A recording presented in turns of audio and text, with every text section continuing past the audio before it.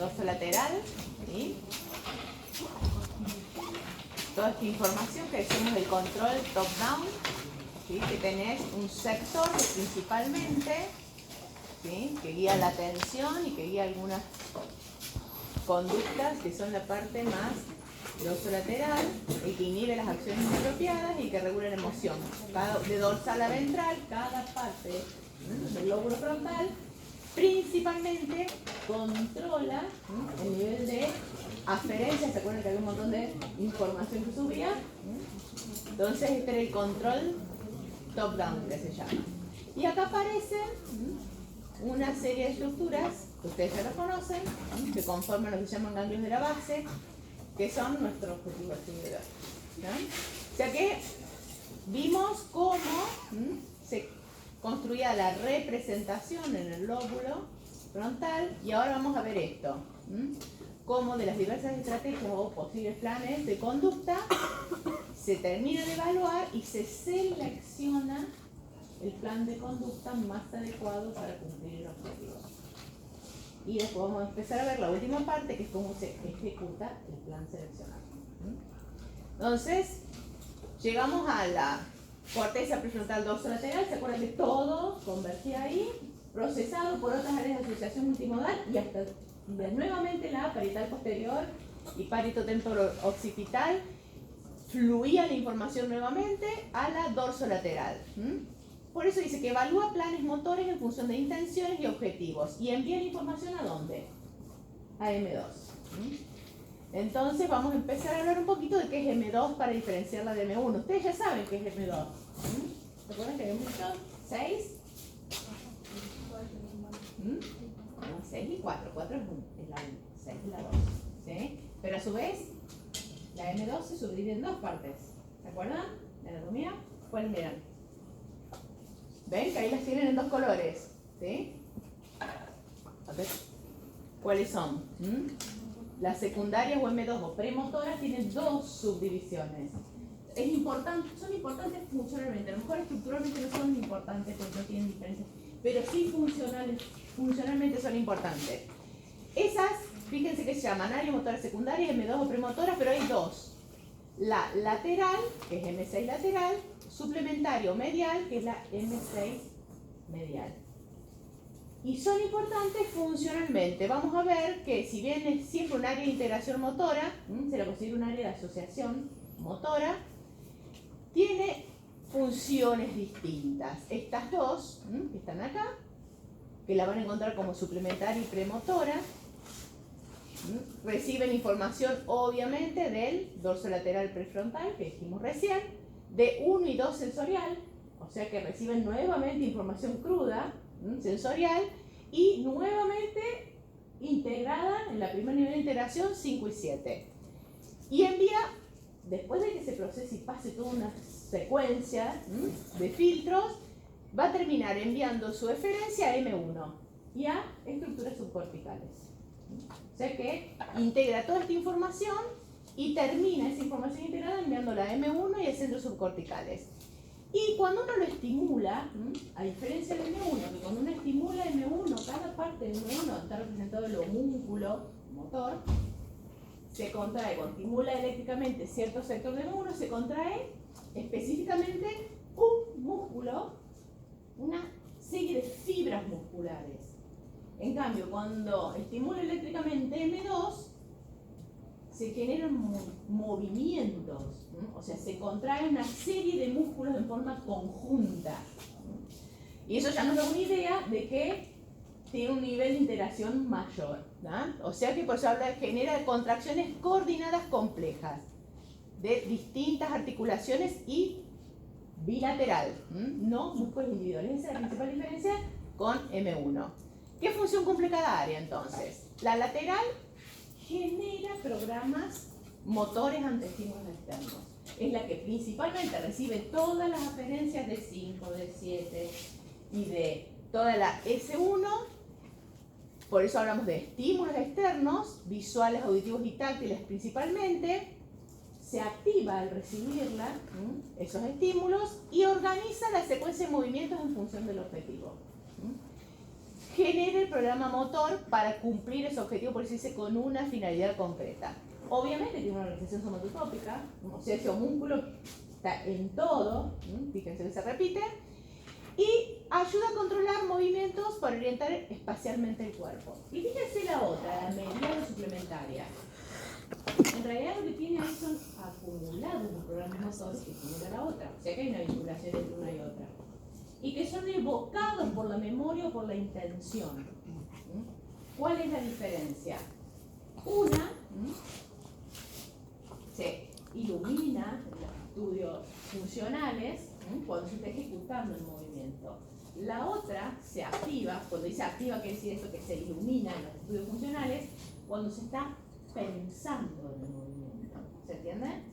Cuando se está aprendiendo un programa motor, por ejemplo sería, no sé, programa motor, una secuencia de dedos cuando estás tocando la guitarra, cuando estás aprendiendo a tocar el piano, o cuando estás aprendiendo a caminar, que es un programa motor, cuando estás aprendiendo a andar en bicicleta, ¿sí? Cuando estás aprendiendo eso, estás activando, ¿sí?, la premotora lateral. Pero cuando estás pensando o evocando para después realizar el movimiento, o solo pensando en ese movimiento, estás activando la suplementaria medial. Obviamente que siempre hablamos de movimientos bilaterales, ¿sí? Y fíjense que tiene el plan de ejecución de esos movimientos, programas, como les decía yo, son como los archivos. ¿Se acuerdan que en la clase pasada les decía? Imagínense, los planes motores son como archivitos de posibles respuestas motoras ante distintos estímulos. Bueno, es como que tenés acceso a esos archivos de un plan de ejecución y a su vez del plan de coordinación postural, que es lo que vamos a ver en la siguiente, ¿sí?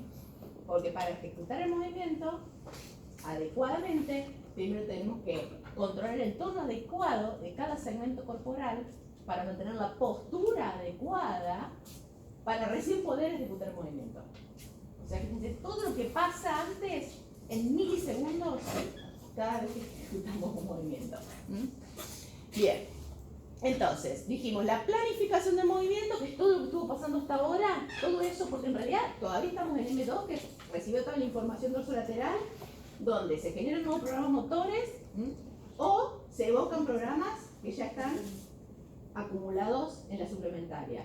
Pero todavía estamos planificando el movimiento y pueden ser varios programas motores los pasibles de ser ejecutados. Por eso decimos que el siguiente paso es la selección del programa motor acorde al objetivo. Y obviamente ahí necesitamos nuevamente la información de dónde para seleccionar el mejor programa motor acorde al objetivo. Fíjense que hay un patrón.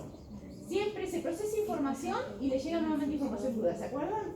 Todo lo que vimos era, sí, se procesó la información, pero le vuelve a llegar cruda. Se procesó la información en toda la corteza sensorial, pero le vuelve a llegar de la S1, de la 5 y 7, de la parieto temporo-occipital hasta M2. Le vuelve a llegar cruda. Cuando decimos de la dorsolateral, le llega de todas las otras cortezas donde se procesó la información, pero nuevamente le llega de la parieto temporo-occipital.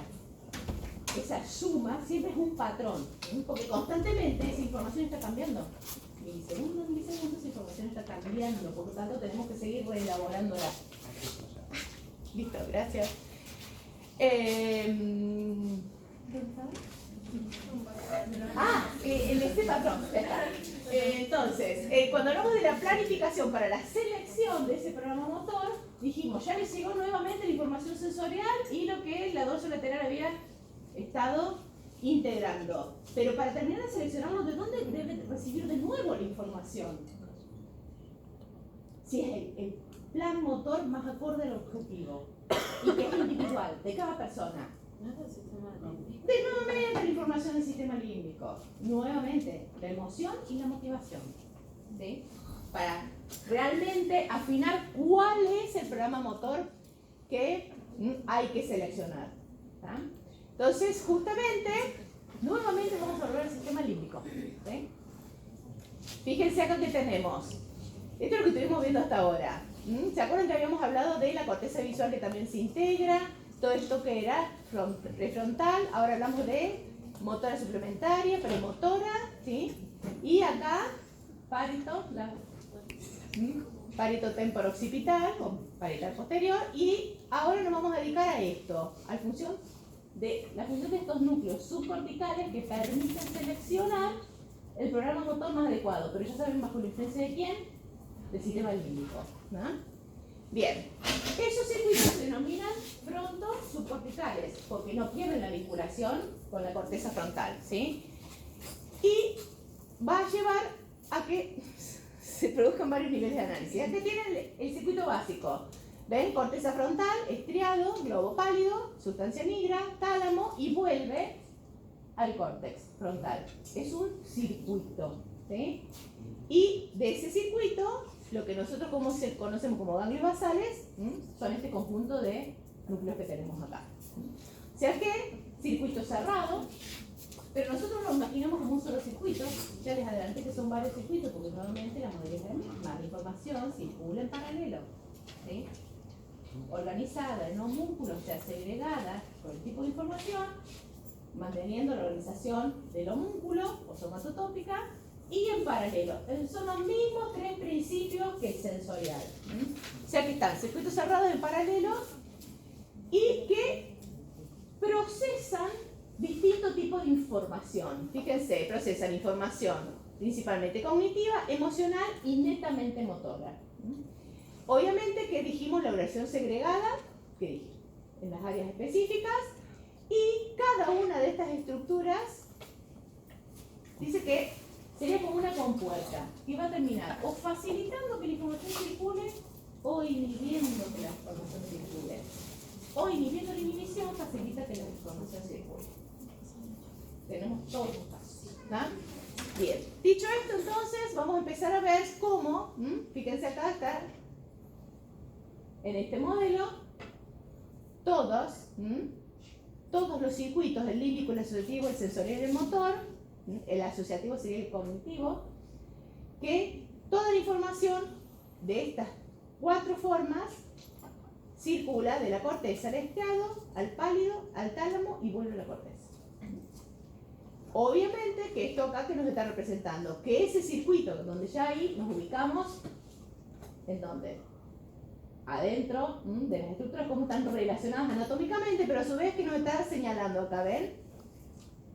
Que son estas partes del cuerpo. Nos está señalando que están segregados somatotópicamente, siempre respondiendo al homúnculo.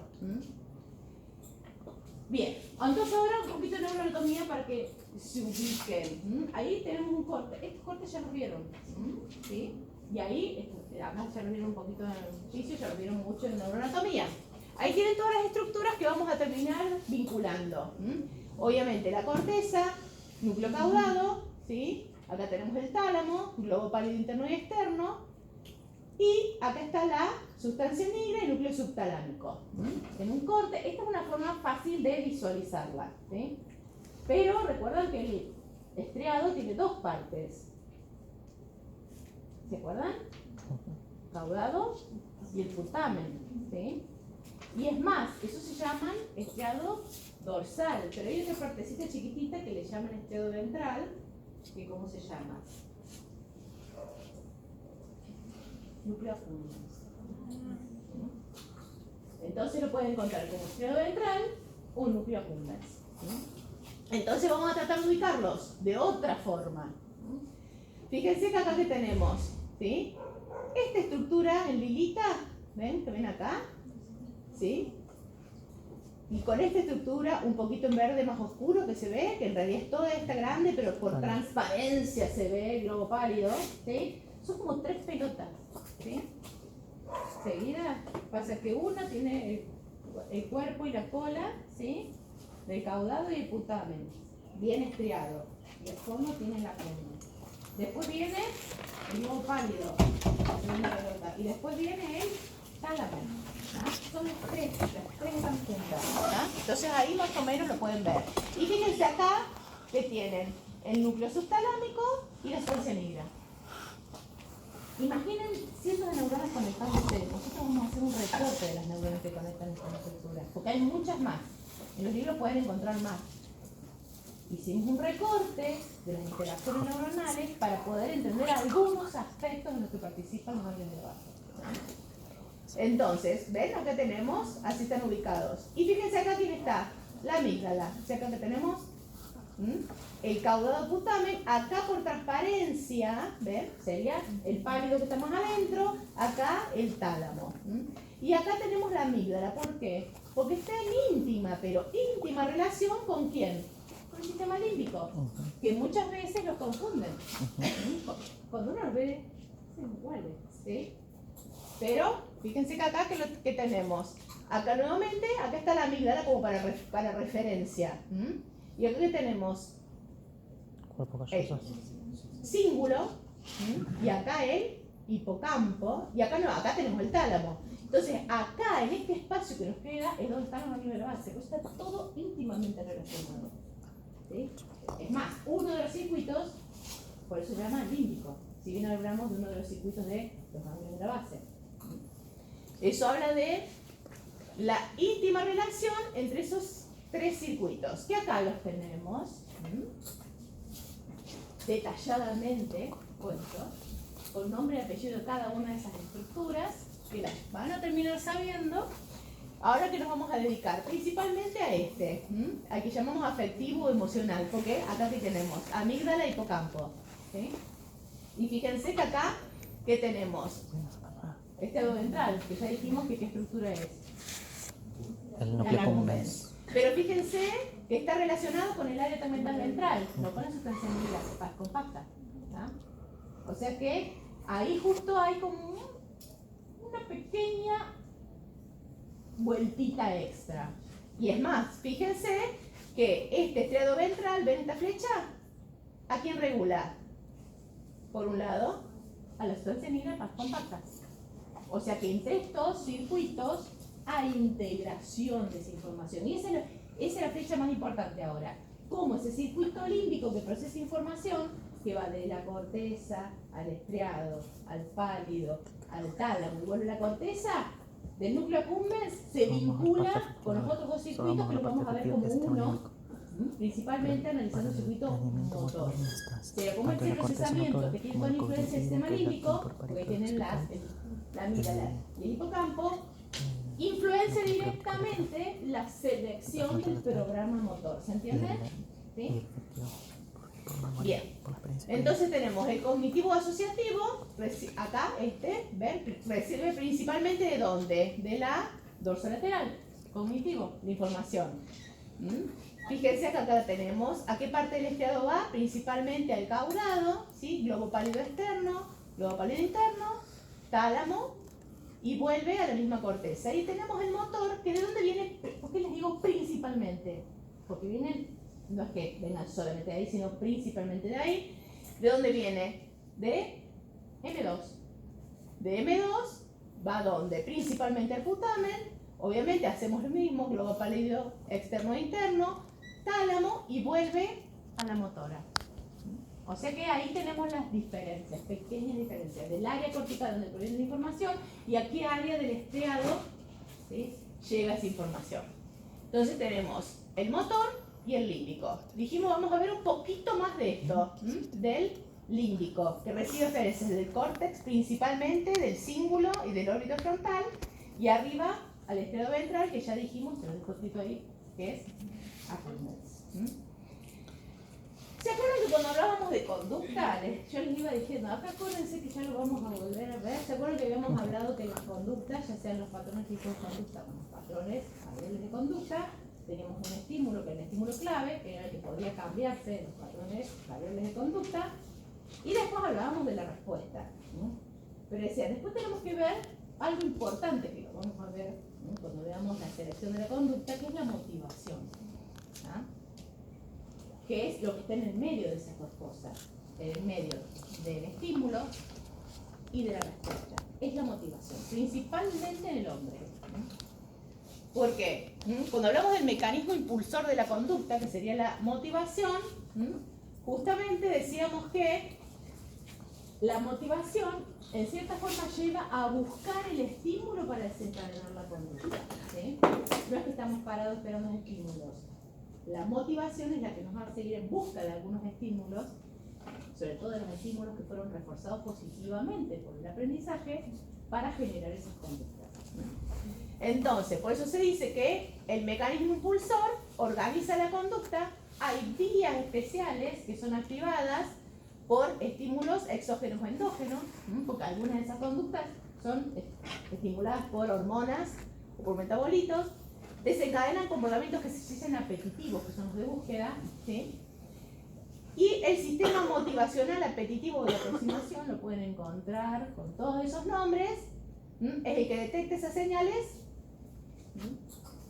que ya fueron aprendidas por recompensa o por evitación de señales, ¿se acuerdan? Recompensas que pueden ser reforzamientos positivos o negativos.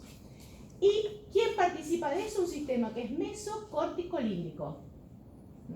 Fíjense quiénes están involucrados en esta motivación: área tegmental ventral, núcleo accumbens, corteza prefrontal medial.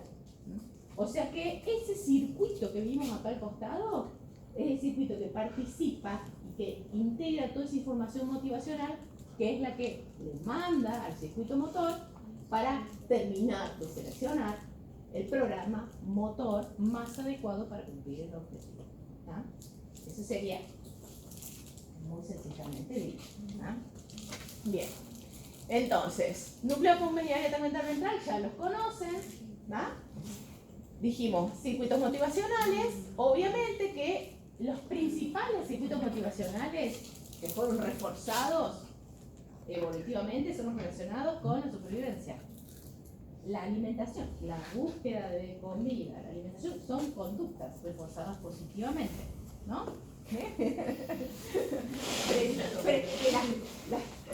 Estuvimos previendo, ¿sí? Con tiempo, y las ejecutamos. Obviamente que la motivación puede ser para consumarlas, como esta, o para evitar.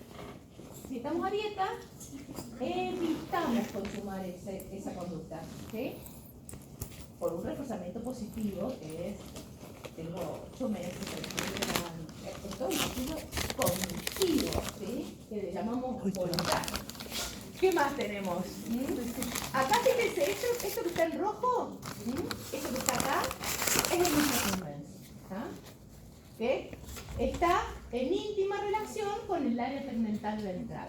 Y ustedes ya saben cómo se relaciona el área tegmental ventral con el núcleo accumbens, porque lo vieron cuando estudiaron los sistemas dopaminérgicos difusos. Y volvemos a los sistemas difusos. No sé si ven cuántas veces lo hemos nombrado. Justamente el área tegmental ventral, que lo pueden encontrar como A10, porque cada uno de esos núcleos del sistema dopaminérgico se llaman A8, A9, A10, ¿se acuerdan que también los tenemos por número? ¿Sí? ¿Qué tenemos acá? El mesolímbico cortical. Empieza acá, en el área tegmental ventral. Fíjense a dónde va principalmente: el núcleo accumbens y a la corteza frontal. ¿Ven? Pero después tenemos acá este otro, porque dijimos los ejemplos de la base.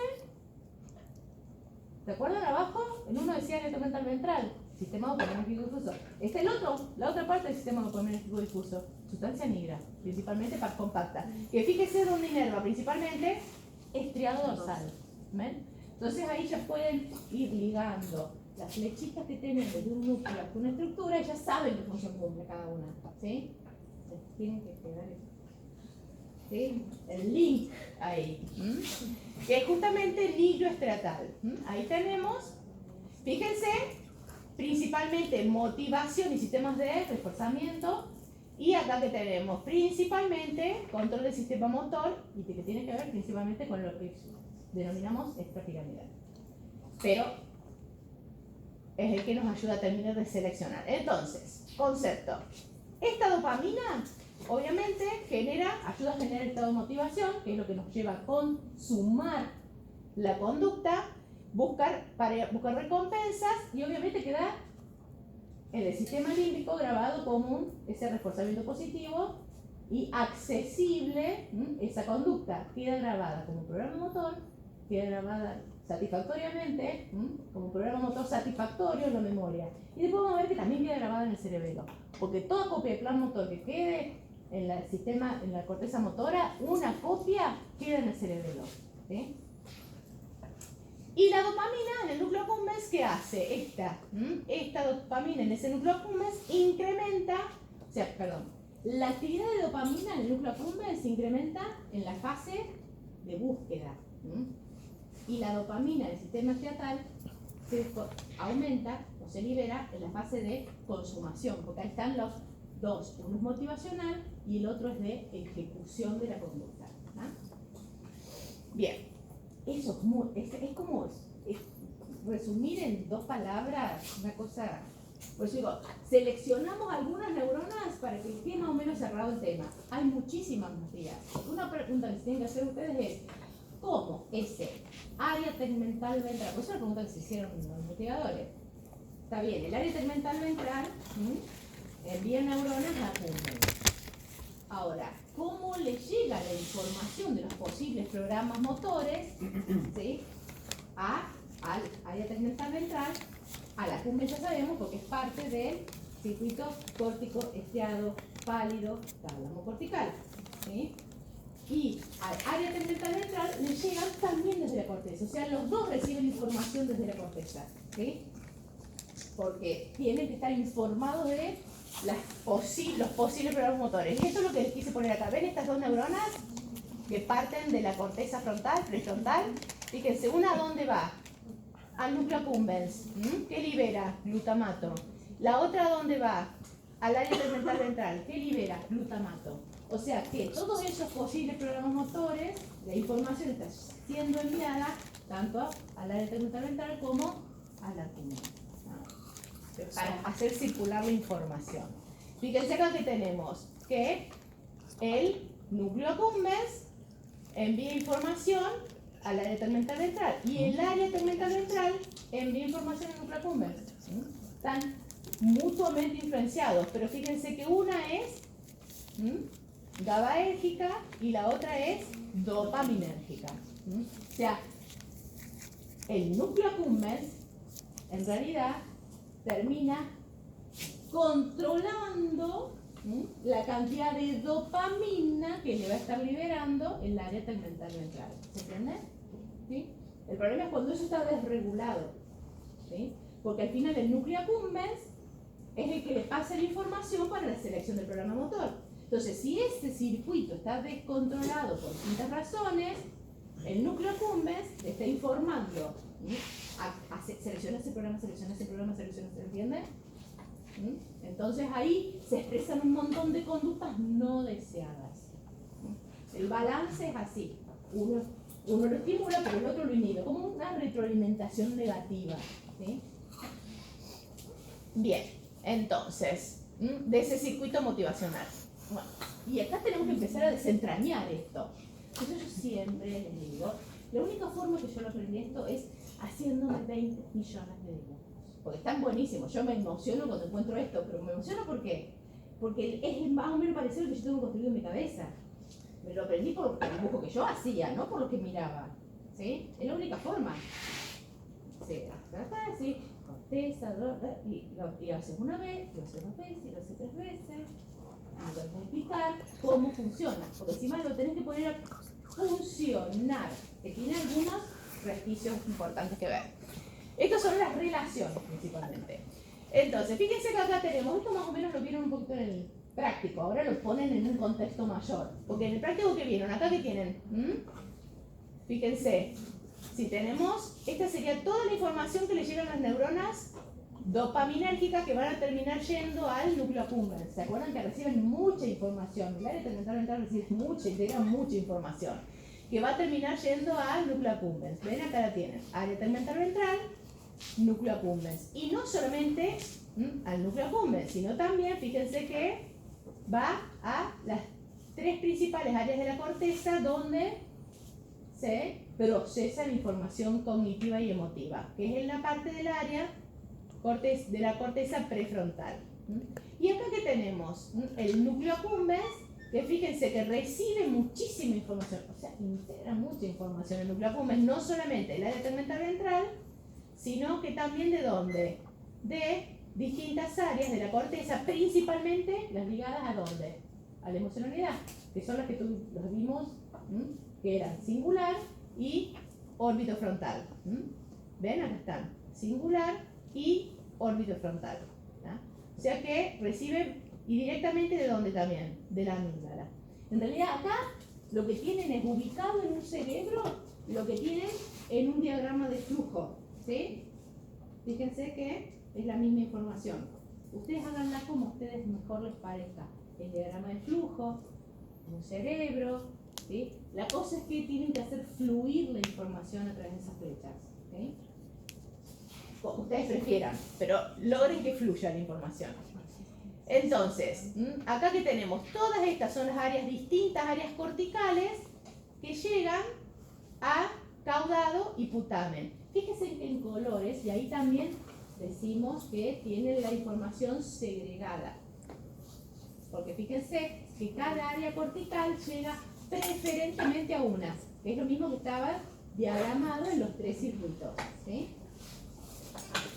Entonces, acá que tenemos cualquier estímulo sensorial, esta es la vía sensorial, que llega a S1, se integra en los distintos núcleos, que acá tenemos prefrontal, acá tenemos el singular, no, perdón, este es el singular, este es el prefrontal. Entonces toda esta información se integra en el estriado dorsal y ventral. Entonces, lo que vimos hasta ahora es que esta red, todo esto es una red neuronal que termina integrando toda la información cognitiva, sensorial, motora y emocional en el estriado, ¿sí? La amígdala y el hipocampo refuerzan a través del sistema límbico parte de esa vía. Ven que estos van directamente acá, que es el ventral, accumbens, y obviamente el núcleo accumbens es el que logra identificar y sopesar los estímulos que han sido reforzados positivamente o negativamente, o sea, para activar esa conducta o para evitar ese estímulo. Entonces, la unión de toda esa información que circula a través de esto, circuito córtico, estriado, pálido, tálamo, cortical, es lo que nos ayuda a seleccionar uno de los programas motores. Entonces vamos a ver esto, principalmente esto.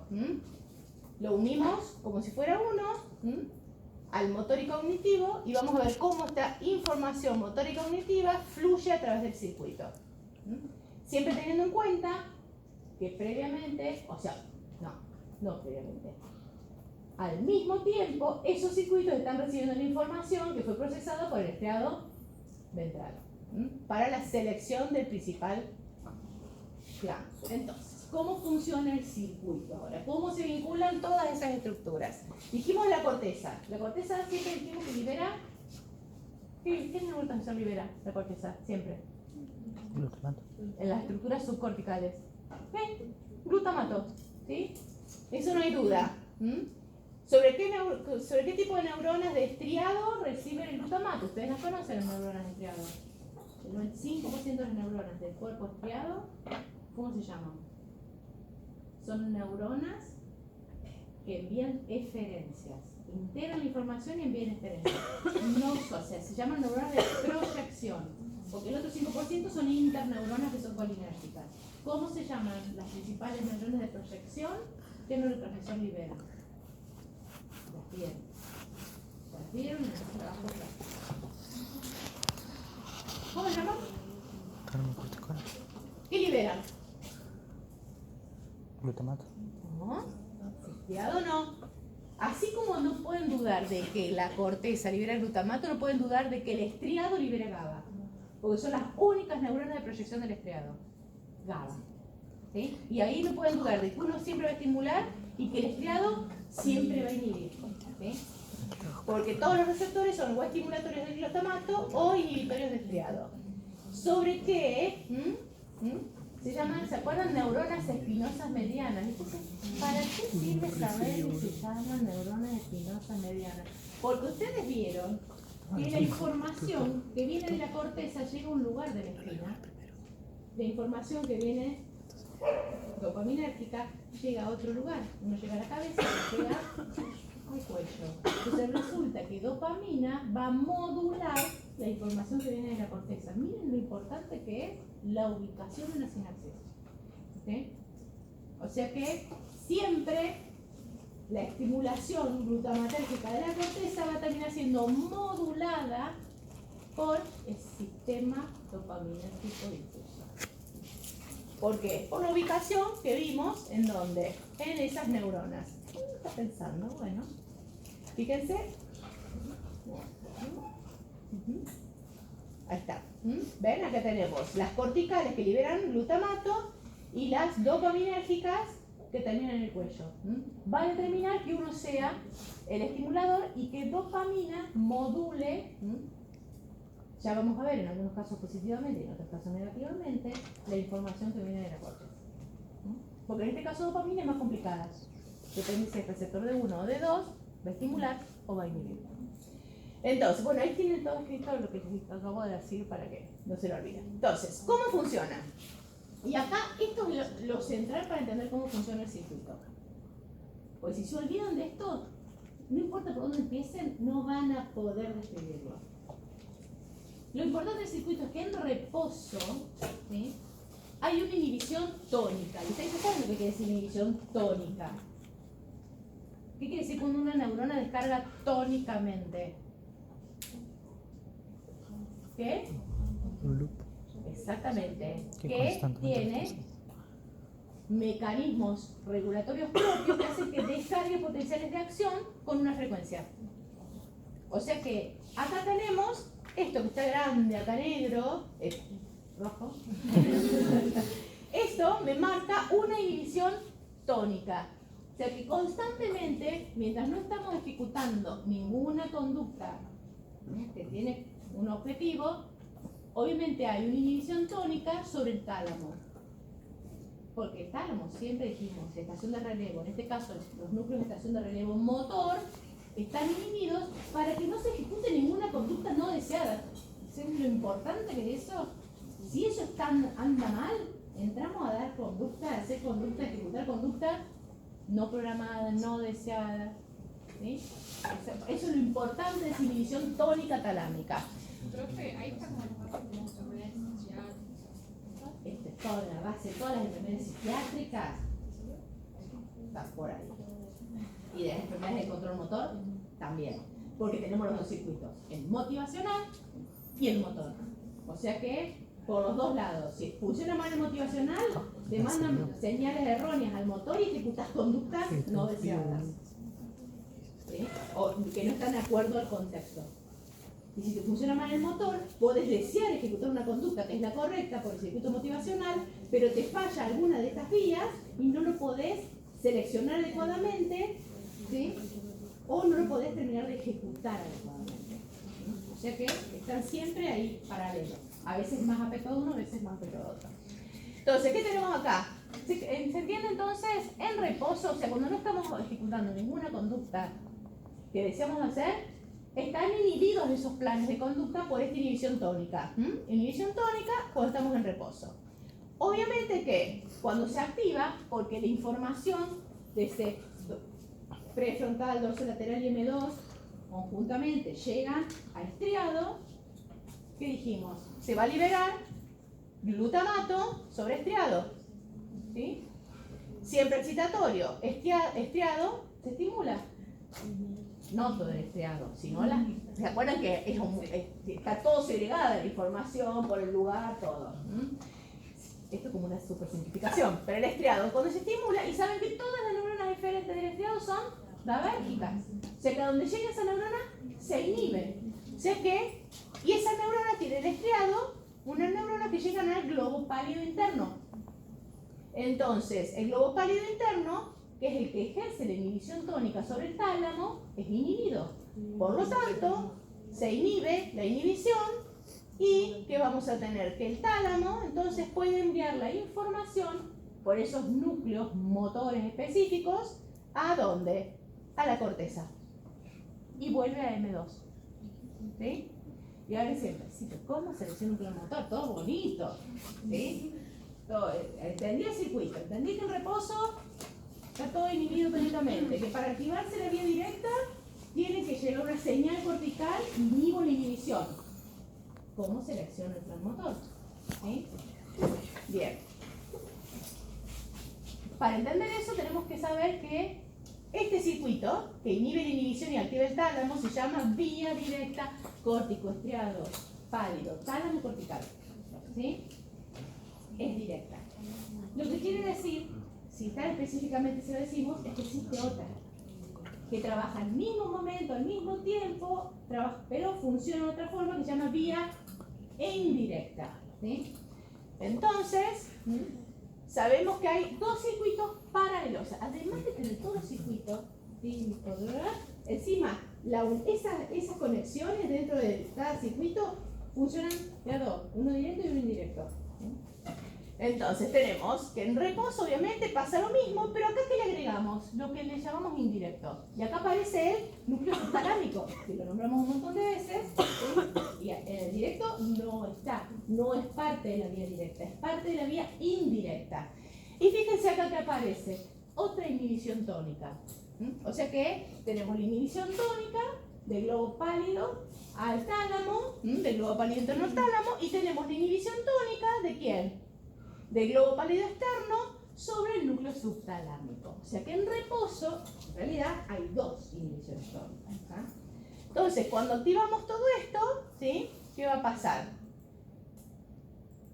De la corteza motora, M2, que se activa nuevamente, libera glutamato, todo esto igual, ¿sí? Estriado, se estimula, libera obviamente GABA, o sea que inhibe. Pero fíjense que en este caso, la vía indirecta no va al interno, va al globo pálido externo, que es ahí donde hace la vuelta extra. Inhibe el globo pálido externo, que es el que inhibe tónicamente el núcleo subtalámico. Entonces, nuevamente, inhibimos una inhibición, el núcleo subtalámico se activa y el núcleo subtalámico es excitatorio. O sea que cuando se activa el núcleo subtalámico, se activa el globo pálido interno. Y si activamos el globo pálido interno, ¿qué pasa con la inhibición? Aumenta. La inhibición del tálamo aumenta. Por lo tanto, ¿funciona igual que la directa? No, justamente. Este inhibe la inhibición, ¿sí? Pero termina activando a este núcleo subtalámico que hace que el globo pálido interno inhiba mayormente todavía al tálamo. Por lo tanto, la información no fluye hacia la corteza. Se inhibe esa información. ¿Está? Por lo tanto,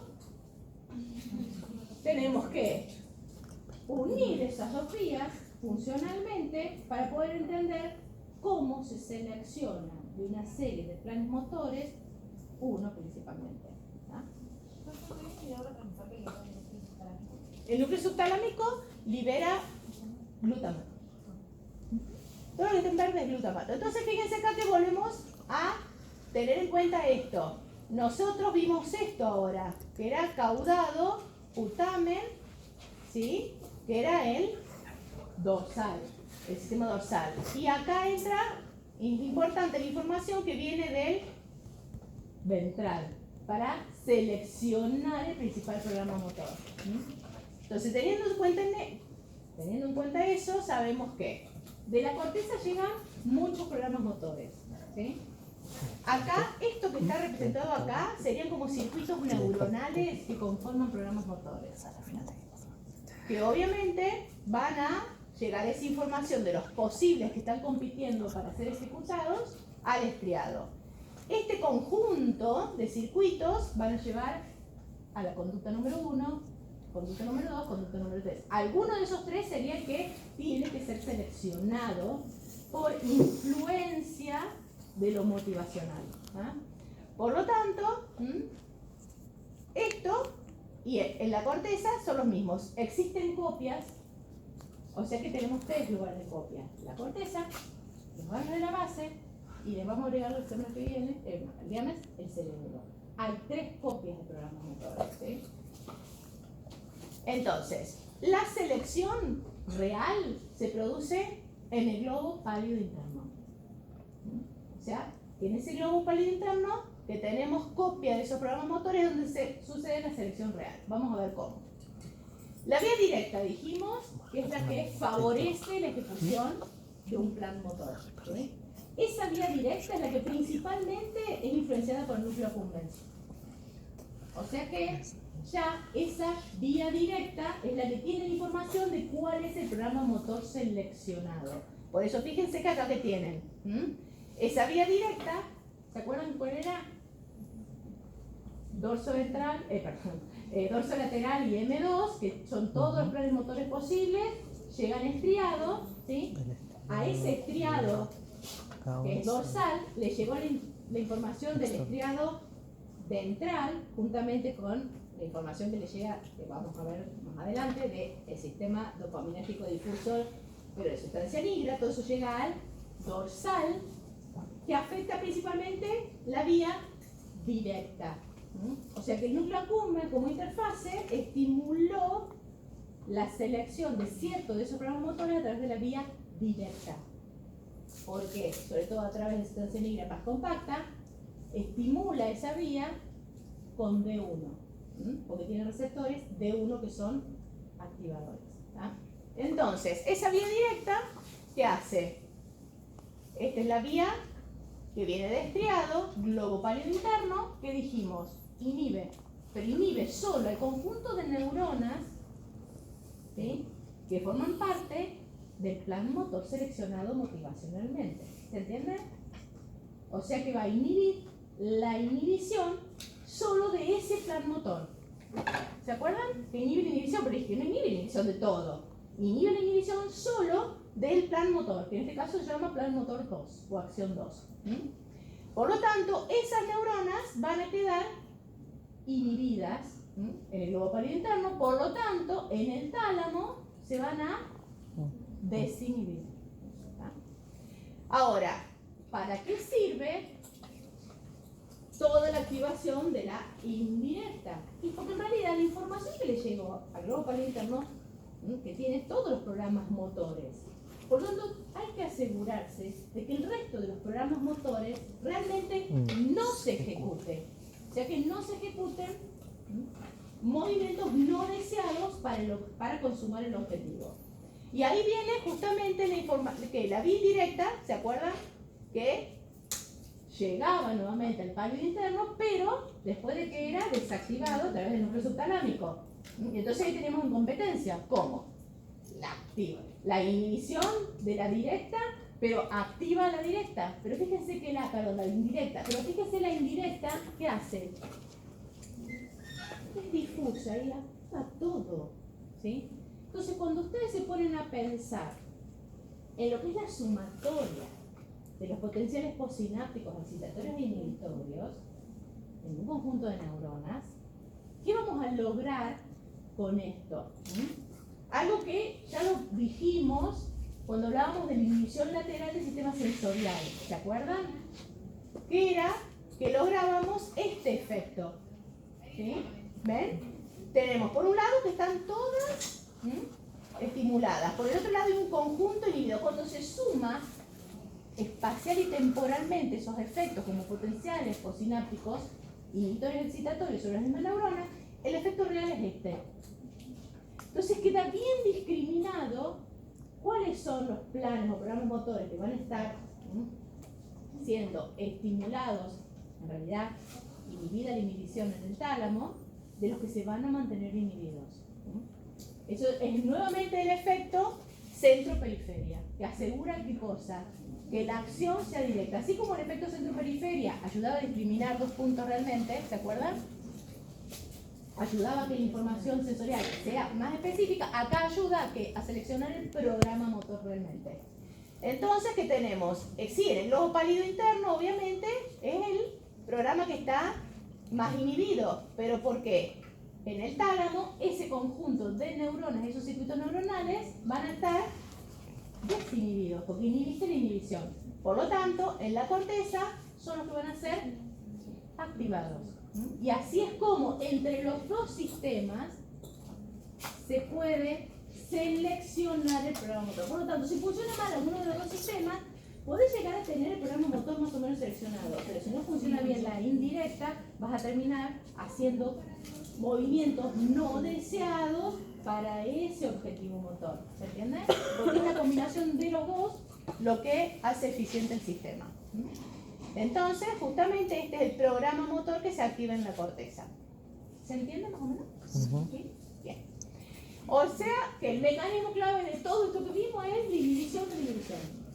Por eso les digo que si no tienen claro cuáles son las inhibiciones tónicas, no lo van a poder describir el circuito. Por eso siempre primero digo, ¿dónde está la inhibición tónica? Porque es lo que inhibe la inhibición. Y así se logra la acción en el deporte. Bien, ¿qué ventajas tiene entonces? La inhibición tónica permite obviamente la regulación del tálamo constantemente, por eso es tónica, es importante que el tálamo no esté haciendo aleatoriamente efectos excitatorios sobre la corteza motora secundaria, porque activa algún programa motor y va al N1 y se ejecuta ese movimiento. Y obviamente lo que se desinhibe es focalizado, es un programa motor, por lo tanto vamos a terminar realizando el movimiento deseado. ¿Tá? Resultado funcional, la directa selecciona y promueve el movimiento y la indirecta controla e inhibe los movimientos no deseados. ¿Tá? Eso sería como la frase. Ustedes aprenden la frase y nosotros le vamos a preguntar, bueno, ¿cómo lo hacen? ¿Sí? O sea que no es solo la frase la que hay que aprender, hay que entender cómo. Ahora, para asegurar que esta, no me gusta parar mucho, pero bueno, para que asegurar que el programa motor seleccionado sea el adecuado, como les adelanté, está ese sistema modulatorio difuso dopaminérgico que recibió información del circuito límbico y entonces tenemos, ¿se acuerdan que ahí aparece de nuevo la espinosa mediana que tenía glutamato en cabeza, ¿sí? Dopamina en el cuello? O sea que toda la información que venía de la corteza es modulada por la liberación de dopamina.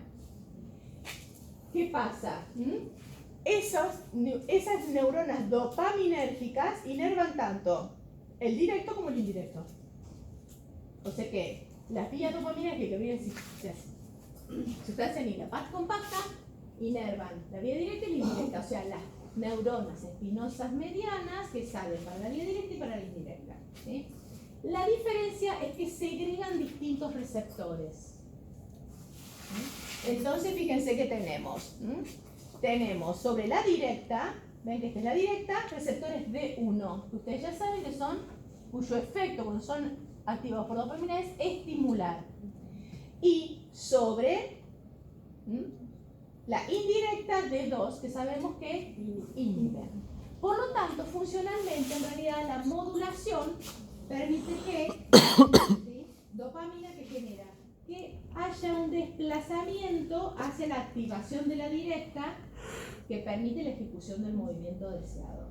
¿Sí? Por eso, cuando esas neuronas dopaminérgicas no están, cuesta iniciar la ejecución del movimiento deseado. O sea, todo lo previo estuvo fantástico. Lo que no puede es empezar a ejecutarlo, porque esa vía directa no tiene la suficiente potencia, esa inhibición de la inhibición no es tan potente para poder iniciar el movimiento. Y encima después tenemos una serie de movimientos no deseados que sí se realizan. ¿Sí? O sea que principalmente es eso lo más importante. ¿Sí? Cuando se libera dopamina, entonces tenemos, bueno, yo les adelanto. Por eso en el Parkinson empezamos a Ya, ahí hay una, y además que podemos ver la clase que viene, que además todo esto que pasa en los ganglios de la base, después tenemos un montón de neuronas que van hacia el tronco, que van a regular el tono y la postura. Entonces ahí también tenemos un montón de los signos y síntomas de Parkinson que se explican. Este principalmente explica por qué una persona con Parkinson desea hacer un movimiento y le cuesta iniciarlo. Eso quiso decir que lo seleccionó, hizo todo el proceso cognitivo, ¿verdad? Pero le cuesta iniciar, lo termina iniciando, pero le cuesta mucho tiempo iniciarlo, ¿sí? Y después también explica un montón de otras cosas. También terminarlo, ¿no? Porque si agarra una copa, a veces se me cae. Exactamente, y le cuesta terminarlo. Es porque todas estas vías están desreguladas, porque el sistema dopaminérgico difuso no está funcionando adecuadamente. Bien, entonces acá tenemos las dos vías y la indirecta por D2. Por lo tanto, justamente la presencia de dopamina hace que a través de D1 se tienda a la selección del movimiento más deseado, porque cuando se libera dopamina, aumenta la frecuencia de descarga de la vía directa, ¿sí? Por sobre la indirecta. Por lo tanto, estabiliza la ejecución a través de la vía directa. Ahora, ¿qué tenemos? Esto sería lo que estuvimos viendo hasta ahora, ¿sí? De la corteza, de todas las áreas de la corteza prefrontal, llega información segregadamente al estriado desde dorsal a ventral, ¿sí? Y, pensé que estaba, me parecía. Y están modulados, obviamente, tanto por la sustancia negra como por el área tegmental ventral. Uno el límbico y el otro el motor. Por lo tanto, justamente el sistema dopaminérgico difuso refuerza la acción y así asegura la existencia de un montón de conductas adaptativas porque asegura que ese plan motor, que ya fue seleccionado por experiencia, se pueda ejecutar. O sea que nuevamente tenemos otra función del sistema dopaminérgico. Difuso. Bien, otras cosas, además de facilitar la iniciación del movimiento deseado, ¿qué otras cosas hacen? Controlan la secuencia, el pasaje suave y continuo de un evento motor a otro. ¿Eso qué quiere decir? Hay que explicar cómo. Y ahora solamente podemos explicar fácilmente lo de poder iniciarlo. Pero cómo se hace una secuencia progresiva, porque en general una conducta tiene muchos movimientos. Por eso vieron, un programa motor o una acción tenía varios circuitos, ¿sí? Y pasar de un circuito a otro implica que tiene que hacerse, sí, ¿sí? Es distinto. Acá estoy pasando de un circuito a otro, es continuado, suave, ¿sí?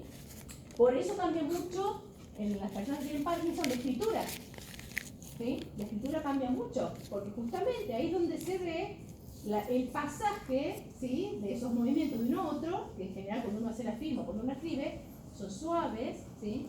Son acordes al objetivo. Quiero hacerlo literalmente, pero hacer letra chiquita. Acá toda es letra micrográfica, con rebordes porque pasamos de un programa al programa motor de la A, pasamos al programa motor de la B con mucha dificultad, ¿no?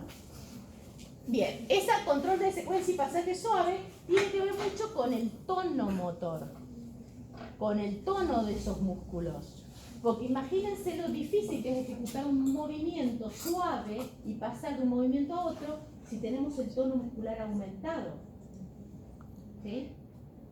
Quiere decir que tenemos que, a través de esa selección de ese programa motor y esa secuencia de movimientos, regular el tono motor de los músculos que van a estar involucrados en ese movimiento. ¿Se entiende?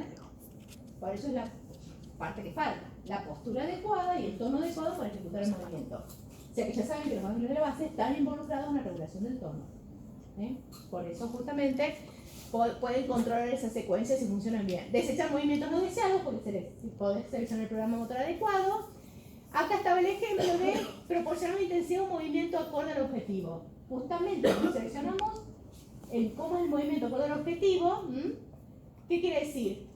Además del tono, se selecciona la intensidad de la fuerza que se va a desarrollar en cada músculo que es parte de ese movimiento. Esto también es información que tiene que llegar a las fibras musculares. Regular el tono, regular la intensidad de la fuerza. Y eso es algo que también falla a veces. Regular la intensidad de la fuerza es re importante, como una cosa, como el típico ejemplo que damos siempre, que es sostener un huevo crudo, donde tenemos que regular la tensión. El objetivo es sostener un huevo crudo. Cuando no podemos regular la tensión, generalmente ¿qué hace? Se te rompe el huevo. Ese es el típico ejemplo de lo importante que es regular la tensión a la fuerza que se desarrolla cada fibra muscular. Ahí está dado el ejemplo con la fuerza que hay que hacer o la intensidad de la fuerza. Que una cosa, la firma es la misma, el programa motor es el mismo. Si no puedes regular la fuerza, ¿sí? No vas a conseguir el objetivo. Y obviamente entonces todo eso se consigue regulando el tono muscular, reduciendo el tono muscular de los músculos que van a participar de esa programación motora que se va a ejecutar, ¿no? Bien, obviamente que para terminar esto y para lograr, no tengo idea qué hora es porque puedo seguir después con toda la propiocepción, pero bien, entonces toda esta información, ¿sí? Que dio la vuelta, córtico, estriado, válido, tálamo, cortical, termina de M2, pasa a M1.